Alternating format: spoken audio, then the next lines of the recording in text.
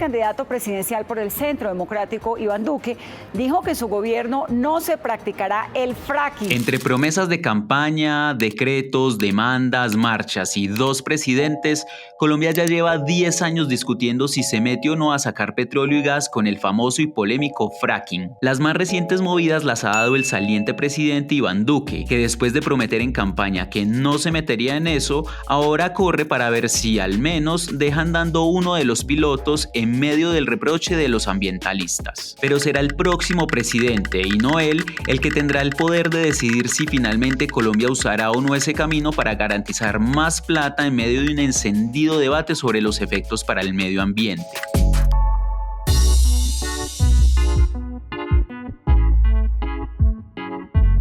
Fracking es el término en inglés para hablar de la fracturación hidráulica, una técnica para extraer petróleo y gas que consiste en inyectar agua mezclada con arena y químicos en pozos petroleros para que a punta de presión se fracturen las rocas en donde se encuentran esos hidrocarburos. El fracking permite acceder a yacimientos profundos y apretados a los que no se podría llegar con las técnicas que se usan normalmente para sacar petróleo y gas. Estados Unidos, por ejemplo, le apostó a eso y no solo se convirtió en el líder mundial en producción de petróleo, sino que comenzó a importar muchísimo menos y a asegurar gradualmente su independencia energética. Pero hay un enorme debate ambiental que hace que hoy no haya consenso mundial sobre si el fracking debe o no permitirse. Por ejemplo, está permitido en Estados Unidos, Canadá, México y China, mientras que está prohibido en Francia, España, Italia, Uruguay y Escocia. Y es que al agua que se usa en el fracking se le adicionan arena y químicos como ácidos y desinfectantes antes de inyectarla, y cuando regresa de fracturar la roca, viene cargada de ácidos,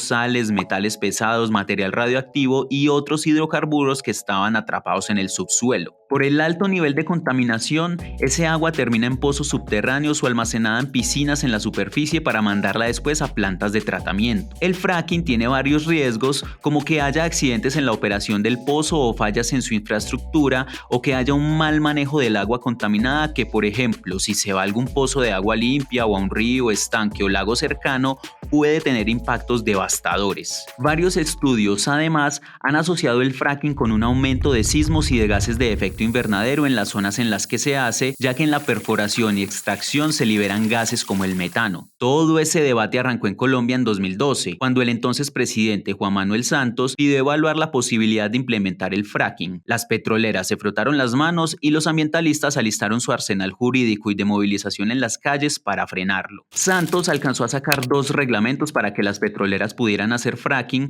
e incluso les adjudicó 9 contratos a Ecopetrol, ConocoPhillips, Drummond, Exxon y Parex. Pero en noviembre de 2018, poco después de que Santos terminó su mandato y de que empezó el de Iván Duque, el Consejo de Estado suspendió las normas que permitían hacer fracking mientras estudiaba una demanda que argumenta que esas normas no garantizan que esa técnica se pudiera hacer sin perjudicar la salud y el agua, y que decía que las instituciones no son tan fuertes como para garantizar que el fracking se pueda hacer bien. Ahí entró Duque al escenario. En campaña presidencial había prometido que con él no habría fracking, pero ante la decisión del Consejo de Estado convocó una comisión de expertos para que definieran si en Colombia el fracking era viable. Fue un grupo de 13 académicos que por unanimidad dijeron que sí es posible hacer fracking, pero que primero había que hacer unos proyectos piloto para evaluar las condiciones técnicas, ambientales y sociales bajo las que se haría. Los ambientalistas, agrupados en la Alianza Colombiana Libre de Fracking, se opusieron porque dicen que ni siquiera se deben permitir los pilotos y que es mejor esperar a que el Consejo de Estado decida de fondo si tumba o mantiene las normas que decidió suspender.